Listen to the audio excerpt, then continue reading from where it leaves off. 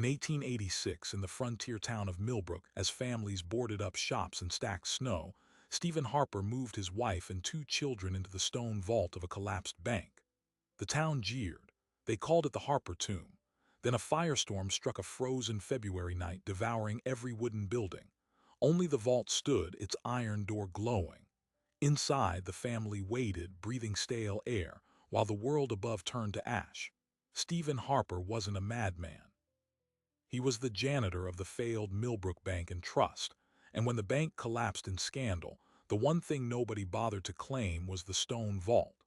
Desperate to keep his wife and children from freezing in a shack, he convinced the absent owner to let them live there. The town mocked the Harper Tomb, but Stephen knew something the jeering crowds didn't. That vault wasn't just a fortress of stone. Inside it were forgotten documents, land deeds that had ruined three families years before. The firestorm that night would burn the town to memory, but what Stephen found among the ledgers would ignite a reckoning that changed everything. Stephen Harper had been the janitor at the Millbrook Bank and Trust for 6 years when the entire thing collapsed. Not because of a robbery, not because of fire, because of a ledger buried in a locked drawer, one that proved the bank president had been forging land deeds for a decade, stealing property from families who couldn't afford lawyers to fight back. The president vanished in the night. The town's anger turned on the bank itself. By spring, the doors were boarded and the building stood empty, everything of value stripped except the one thing no one bothered to haul away: the vault. A room of solid granite and iron, built 15 years earlier by a manufacturer who specialized in fortress architecture. Floor to ceiling, stone blocks fitted so tight a man couldn't slide a knife blade between them. 12 inches thick, the walls. An iron door weighing half a ton, with a locking mechanism that could seal out fire, flood, and anything short of cannon fire.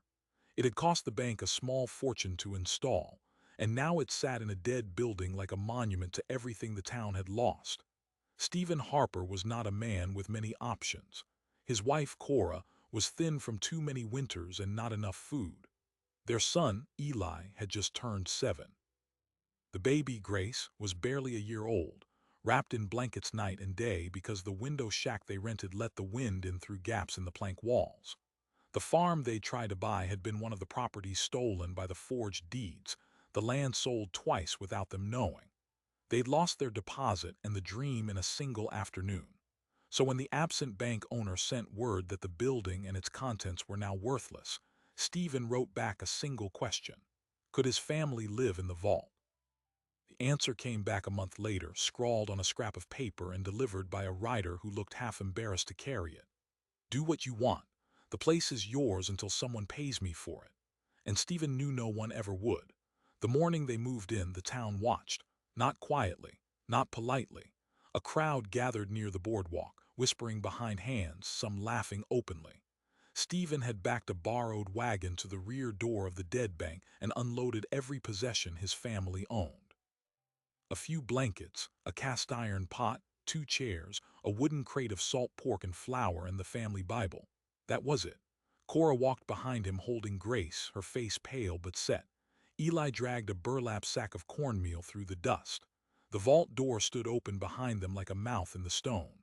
Millbrook had seen families fall before, but never one that chose to bury themselves alive. The jeering started within an hour. Men who'd lost money in the bank collapse saw it as an insult. Stephen Harper, they said, was squatting in the same vault where their dreams had been locked away, as if he was waiting for the money to come back. Others called it the Harper Tomb, a joke that spread fast that some people laughed at in the saloon until tears ran down their faces. But for Stephen, it was never a joke. It was the only chance his family had. The temperature inside the vault stayed even, 45 degrees even through the worst cold snaps. The walls didn't shake when the wind howled across the plains. And the rush of fear he'd felt every winter when the stove fire died in their shack, the terror that his children would freeze before morning, vanished. The tomb, as they called it, was the first place his family had ever felt safe. The days inside the vault settled into a strange rhythm. Stephen continued his janitor work where he could find it, scrubbing floors at the livery and hauling grain for the mill. Cora made the vault into something resembling a home. Rugs covered the stone floor. A shelf held their few dishes. At night, the family slept in a row on salvaged wool blankets, breathing air that smelled faintly of old paper and iron. And that smell came from somewhere Stephen hadn't thought much about at first. In the back corner of the vault stood a small iron safe, locked tight, that the bank's collapse had left behind. It had no money. Stephen knew that. But one evening, with nothing else to do, he took a crowbar to its lock. The safe door swung open with a groan, and inside he found no cash, no gold, nothing of value anyone would recognize, just papers, yellowed, curling at the edges, covered in dense lines of looping script, deeds, original land grants stored and forgotten. As he held them near the lantern light, reading the names, his hand began to shake. These were the proofs the town had been screaming for, the documents that would prove 3 families had been robbed of their land. And they were sitting in his home, buried in a vault that the entire town laughed at. But Stephen didn't move on them right away. He wasn't a lawyer. He wasn't a sheriff. He was a janitor living in a tomb. And beneath the ground, the secret waited, coiled like a promise he wasn't sure he could keep. Meanwhile, the weather outside began to turn strange. The winter of 1886 had been dry. Barely any snow, and what little fell evaporated before it could soak the ground. By February, the prairie grass was brittle and pale, and the wooden buildings of Millbrook sat under a relentless sun, their timbers drying to kindling. People spoke of fire danger the way they'd spoken of blizzards in other years, with a watchfulness that never quite relaxed. The town sat on the edge of a wind corridor that could whip flames across the plains faster than a man could run. Everyone knew a bad summer was coming. No one expected it to arrive in winter. On the night of February 22nd, the town was quiet when the first spark touched the hayloft behind the livery stable. No one ever learned exactly how it started. A lantern knocked over, a cigar dropped in the wrong place, a spark from a passing train on the dry prairie tracks. But the hay caught, and within minutes the stable was an inferno. The fire leapt from building to building as if the whole town had been waiting to burn. The wind carried embers high into the night air, dropping them onto roofs and boardwalks and the dry wooden shingles of homes. Millbrook's volunteer fire crew, such as it was, managed to save a single bucket line before the heat drove them back. The fire wasn't stopping. It was racing, eating its way toward the center of town faster than anyone could comprehend. Stephen woke to the sound of screaming and a strange orange light bleeding through the cracks around the vault door. He scrambled to his feet, his children already crying, and pressed his ear to the cold iron. He could hear it. Not just fire, but the sound of wood cracking open, of glass shattering, of a town being unmade. Cora stared at him, eyes wide, clutching Grace against her chest. Eli stood frozen by the wool blankets. The vault door was half open, meant to let air in while they slept. Now the heat that rolled through the gap was like something alive. Stephen slammed the door shut and spun the lock. The sound of the bolts sliding home echoed through the stone chamber, and then there was only silence. The Harper tomb, the joke the town had told itself, had just become the only shelter for miles. But no one outside knew they were inside. And as the fire roared over the streets above, the oxygen inside the vault began to grow thin. The first hour inside the vault was pure noise. A roar like nothing Stephen had ever heard filled the stone chamber, not through the walls themselves, but through the iron door that vibrated with every fresh gust of wind and fire. The children pressed against Cora, Grace screaming with the frantic helplessness of an infant who couldn't understand why the world had turned to thunder. Eli clung to his mother's arm, his small face pale in the lantern light, asking over and over if they were going to die.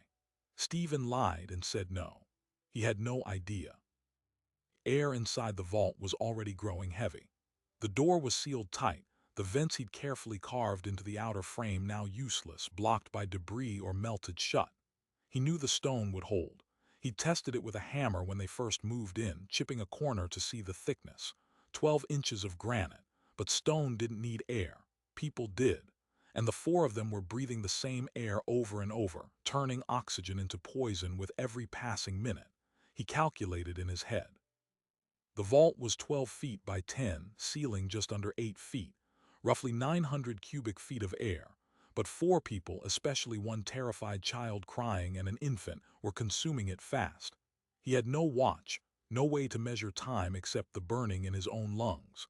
The second hour passed, and the roar outside began to change. The sharp cracks of exploding glass faded. The heavy thud of collapsing beams grew less frequent.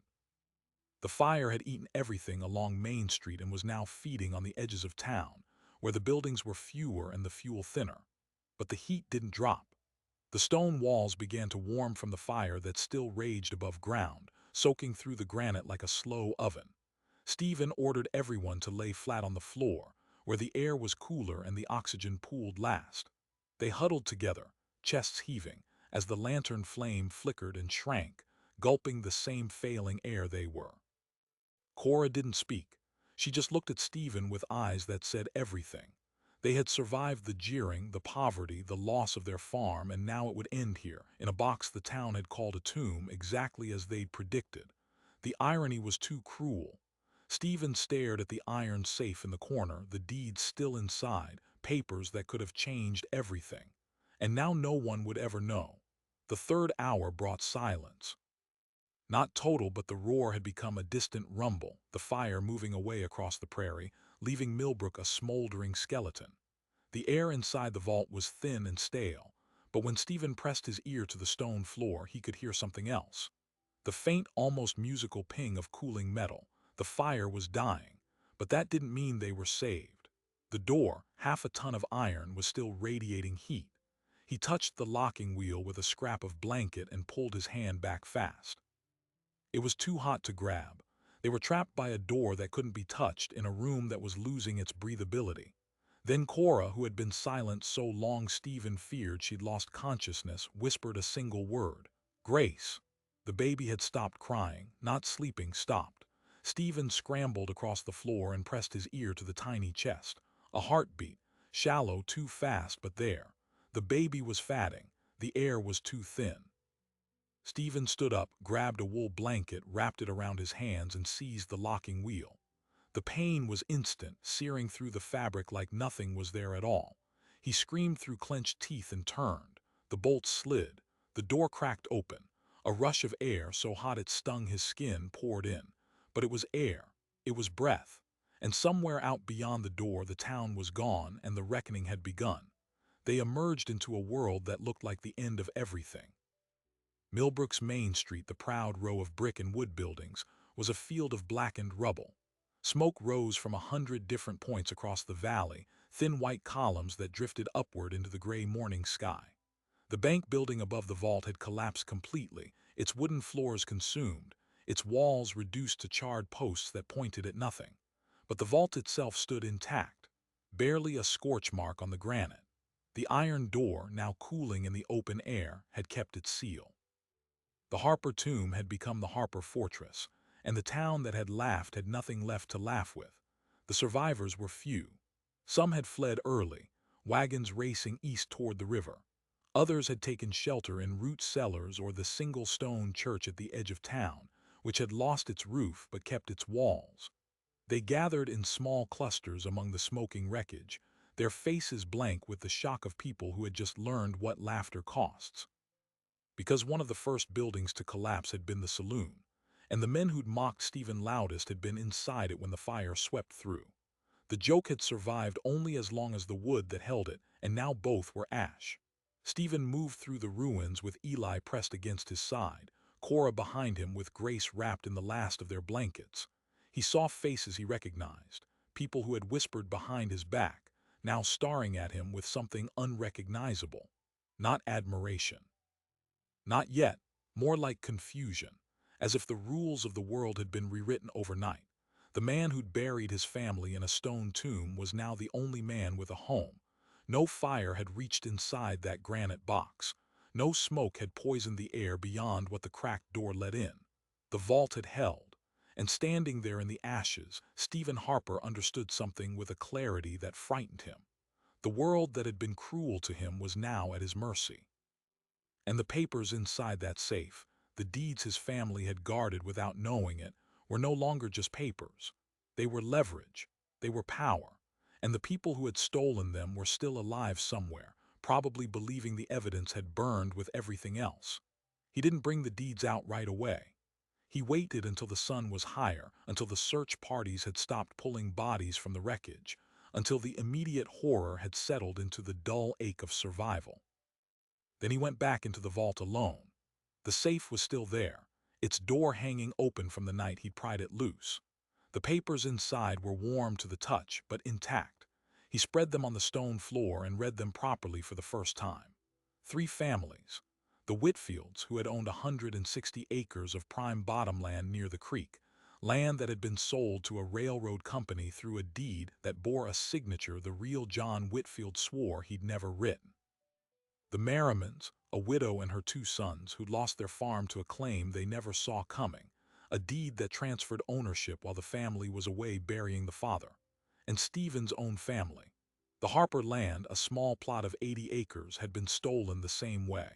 A forged signature, a crooked notary stamp, and a legal machine that crushed anyone too poor to fight.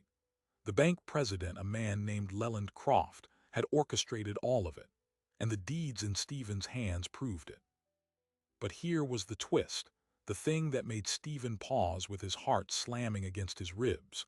2 of the 3 families had descendants still living in the county. The Whitfield son had moved west after the loss, but a cousin still worked the livery in the next town. The Merriman widow had died years earlier, but her sons were grown now, working as hands on the very land that had been stolen from them.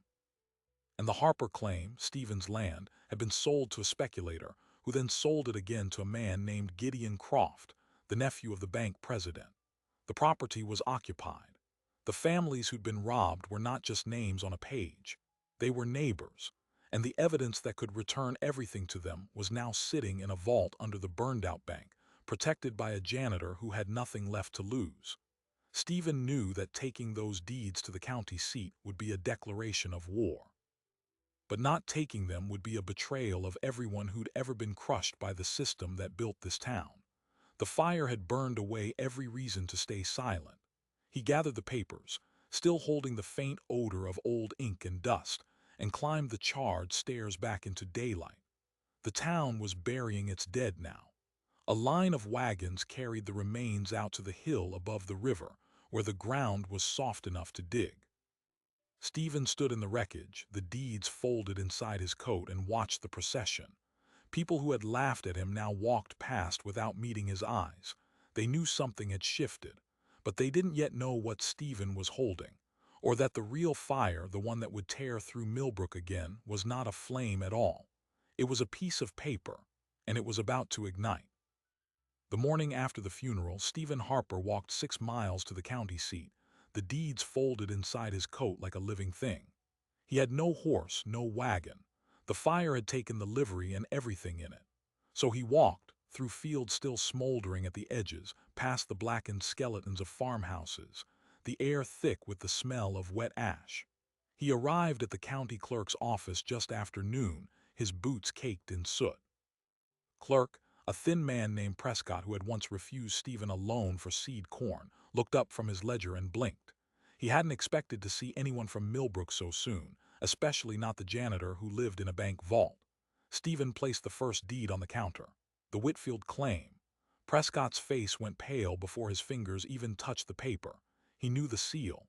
He knew the notary stamp. He knew the signature his own office had filed as authentic 15 years earlier. And now he was staring at the original, the one that proved the filed signature was a forgery. There was nothing he could say. Every line of ink was a threat to half the property records in the county, but Stephen didn't stop there. He laid out the Merriman deed, then his own Harper claim, each one a silent accusation. The clerk's hands trembled as he turned the pages. These weren't just old papers. They were evidence of a crime that had shaped the entire region. The landed families who had prospered for a decade had done so on stolen soil, and the proof had been sitting 20 feet underground in a vault that everyone had mocked. Prescott stammered that he would need to consult the judge, that the deeds would have to be verified, that there were legal procedures. Stephen just nodded. He knew the system would try to protect itself. That was what systems did. But he also knew something the clerk didn't. The fire had destroyed the county's back files. The only complete set of the fraudulent deeds had been in the bank, and those had burned.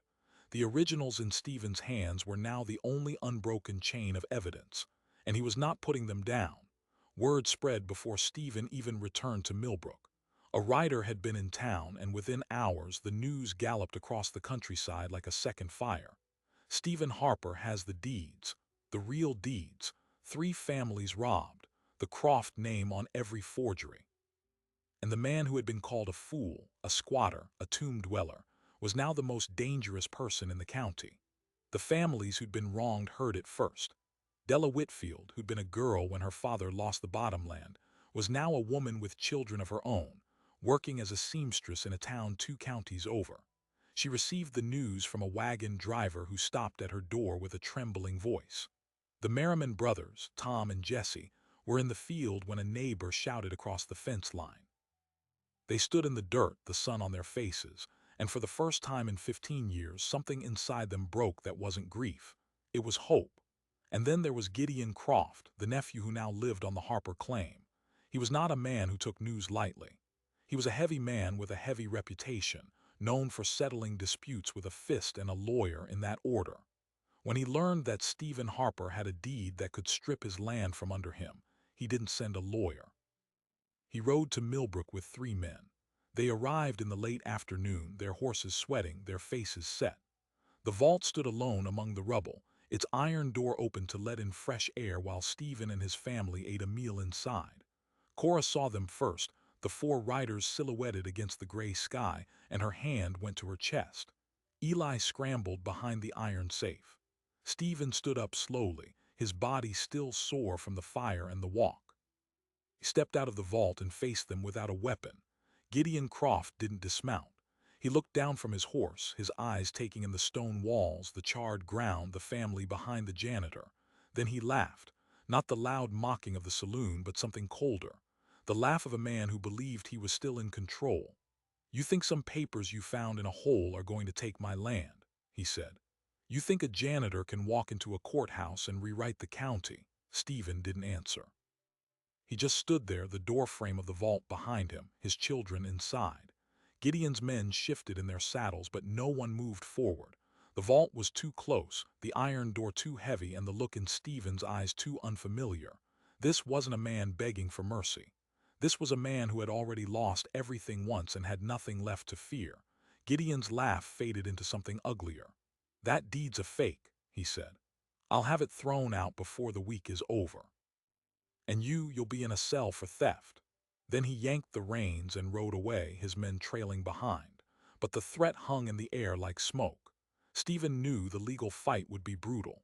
Gideon Croft had money, connections, and a judge who'd been appointed by the same political machine that had protected Leland Croft for years.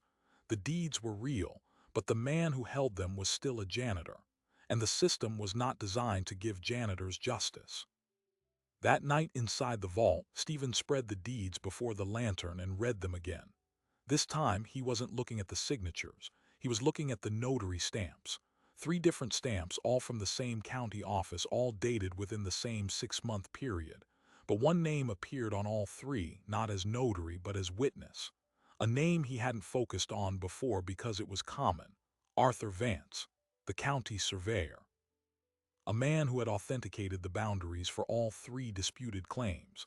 If the surveyor had been paid to falsify records, then the conspiracy didn't stop at the bank president. It ran through the very offices that were supposed to guarantee honest land grants. And if the surveyor was involved, then dozens of other claims might be fraudulent, not just 3. The thing Stephen was holding was bigger than a family dispute. It was a map of systematic theft. And the men who had built their fortunes on it were still alive, still powerful, and now very much aware that a janitor had found their secrets. The next few days were chaos. Families from across the county began arriving at the vault, not in anger but in desperation. They carried their own papers, their own deeds, their own stories of land lost under strange circumstances. A widow named Eliza Hempstead brought a deed that had been altered so clumsily that the original acreage was still visible beneath the ink. A farmer named Bent Cooper told of being forced off his land by a court order that cited a survey he'd never seen. One by one, they came, and Stephen listened. He didn't have answers for all of them, but he had something more valuable than answers. He had a stone room that fire couldn't touch, and he had the proof that the entire county's property system was rotten. The vault became a gathering place, not a tomb, but a sanctuary of truth. And the people who had laughed at Stephen Harper now sat on his blankets and drank his water and called him the one man who might bring the whole thing down. But the forces against them were gathering too. The circuit judge, a man named Harlan Cross, announced that he would hold a special session to examine the deeds. Cross was known for two things: a deep, sonorous voice that sounded like justice itself, and a long history of ruling in favor of the railroad and the land companies. He had presided over a dozen land disputes, and not once had a smallholder walked away with a win. The court date was set for March 10th. Gideon Croft and his attorneys began to prepare. They would argue that the deeds were forgeries themselves, planted by Stephen to extort money. They would bring character witnesses who would swear Stephen was a squatter of unsound mind, and they would point to the vault as proof that the man had always been unstable, living in a grave, hoarding papers like a madman. Stephen had no lawyer. He had a wife who believed in him, two children who depended on him, and a growing crowd of farmers and widows who had been beaten by the same system. But a crowd couldn't argue in court. A crowd couldn't cite the law. And as the day approached, Stephen realized the terrifying truth. The only thing standing between Gideon Croft and victory was his ability to speak plainly enough and fast enough to make the judge see what was in those papers before the legal machinery crushed him. The hearing would not be a trial of the deeds. It would be a trial of Stephen Harper himself, and the tomb that had saved his family might now become the symbol of his madness, used to destroy everything he had fought to uncover. The courthouse in Millbrook's county seat had never seen a crowd like it. Every bench was full by 9 in the morning, and the latecomers stood 3 deep against the back wall, their boots grinding dust into the floorboards. Farmers with sun-cracked hands, widows in patched wool, children held on hips, so they could witness something their parents would spend the rest of their lives telling them about. The air smelled of sweat and lamp oil and something sharper beneath it: anticipation.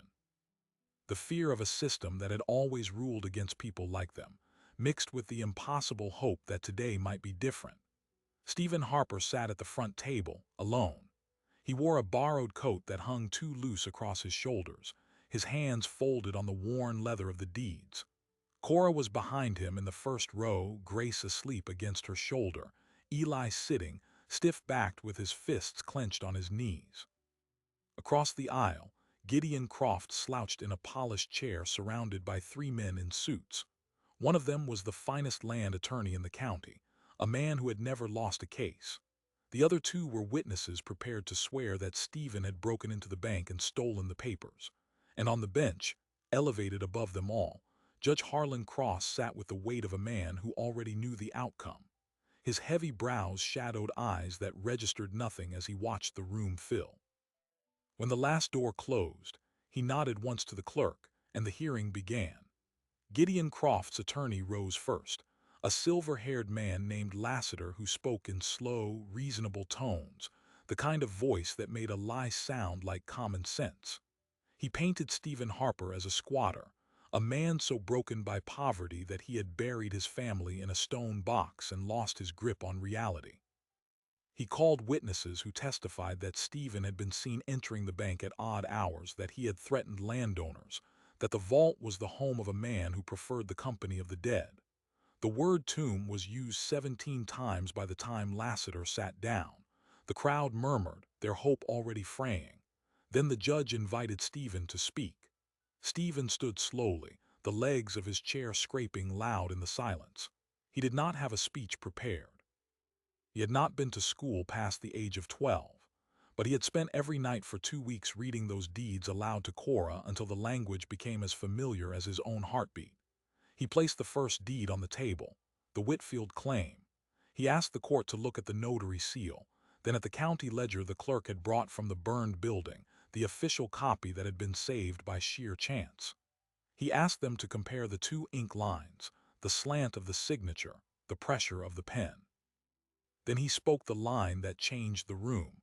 "If this deed is the forgery," he said, holding up the county copy, "then why does the original have a surveyor's mark that doesn't exist on the ground?" Silence crashed through the courtroom. Even Lassiter's hand paused mid-note. Stephen called Arthur Vance. The name landed like a stone. The county surveyor was not in the room. He had not been summoned. But Stephen had subpoenaed him that morning, sending a deputy to his office with the paper and a quiet threat of contempt. The deputy had found Vance packing a valise. The surveyor was brought in through a side door, his collar askew, his face the color of old flour. He had spent his career measuring boundaries, and now every boundary in his life had collapsed. Stephen held up a new paper, one no one had seen before. Not a deed, a letter. Dated 16 years earlier, addressed to Vance, signed by Leland Croft. It had been folded into a hidden compartment of the iron safe, beneath a false bottom Stephen had found only 3 nights before the hearing while he lay awake unable to sleep. The letter discussed payment for adjusting the section lines of 3 properties to ensure they overlapped with claims that could then be sold twice. It named the Whitfield farm, the Merriman homestead, and the Harper plot. It was a confession, written in the bank president's own hand, and it had been waiting in the vault all those years, preserved by stone and darkness while the world above burned. Vance's voice broke before he finished the first sentence of his denial. He looked at the letter, at the crowd, at the judge whose own appointments had been approved by the same political machine that had protected Croft. And then he did what men do when the weight becomes too heavy. He told the truth. Not all at once, but in a slow, quaking unburdening that lasted nearly an hour. He named the deals. He named the bribes. He named the notaries who had signed whatever was placed in front of them. By the time he was finished, 3 different forgery rings were exposed, and the entire framework of Gideon Croft's defense had turned to smoke. Lassiter sat down heavily, his polished argument now a liability. Gideon Croft's face went through stages. Disbelief, rage, and then something quieter that looked almost like relief. The relief of a man who had spent years waiting for the axe to fall and finally heard its whistle. Judge Cross looked at the letter, at the deeds, at the broken surveyor, and then at the crowd of faces that had never before seen a courtroom work in their favor. He knew what the law required. He also knew what the people in that room would do if he failed to deliver it. His voice when he spoke was quiet but carried to every corner. The deeds were genuine, the forgeries were proven. The land would be returned, all of it. The Whitfield bottomland, the Merriman farm, and the Harper homestead, effective immediately. The courtroom erupted, not in a roar but in a rush of breath, of weeping, of people grabbing one another's arms as if the ground had shifted beneath their feet. Della Whitfield pressed both hands to her mouth. The Merriman brothers stood with their hats crushed in their fingers, tears cutting tracks through the prairie dust on their faces. Cora Harper did not cry. She looked at Stephen with an expression that carried more years than their marriage had lasted, a look that said everything the vault had taught her about the man she had chosen. Eli clapped his hands together once hard, as if sealing a promise.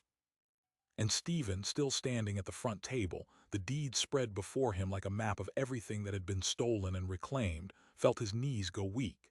He sat down before he fell. The tomb had become a courthouse.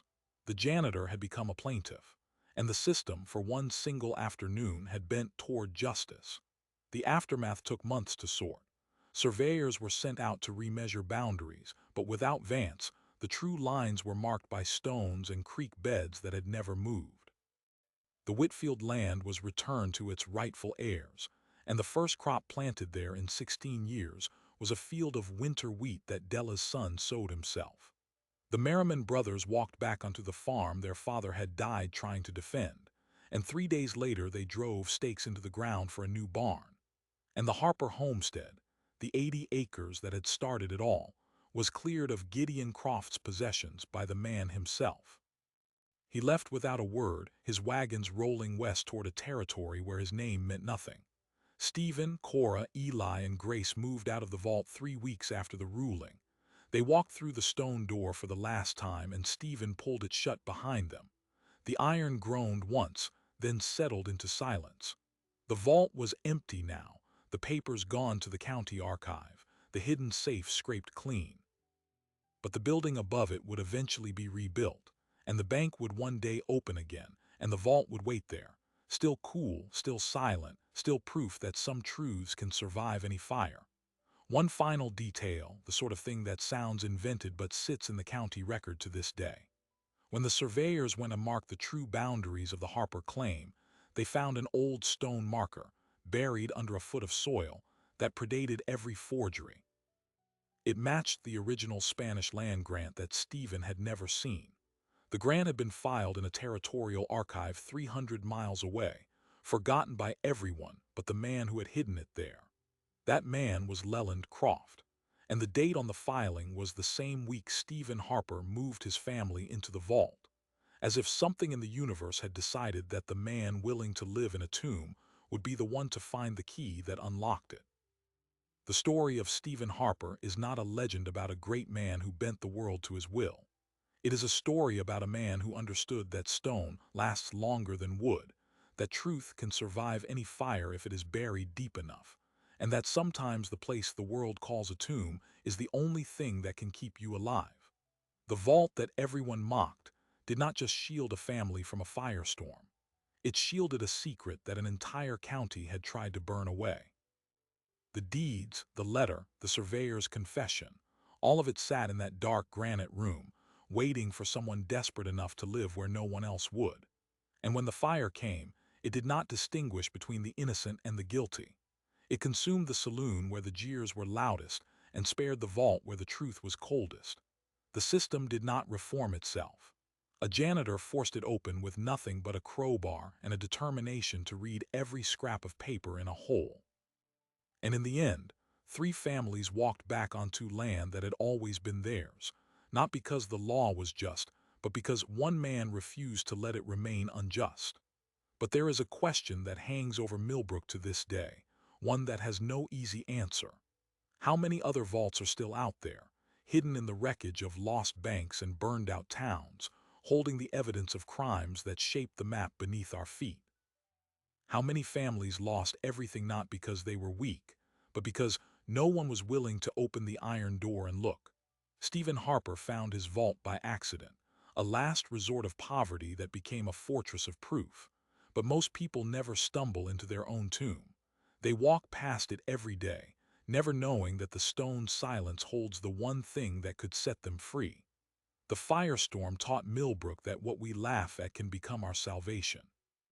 And the deeds taught an entire county that the most dangerous person in any system is not the one with the most money or the loudest voice. It is the one who has nothing left to lose, who is willing to live in the dark, and who knows exactly where the evidence is buried. What would you have done if you had found those papers? Would you have brought them to the light, knowing the forces that would come against you? Or would the weight of the iron door have been too much? The Harper tomb is still there, under a rebuilt bank that knows nothing of its history. But the vault itself remembers. It always does. Subscribe and turn on notifications so you don't miss the stories that Stone refuses to forget.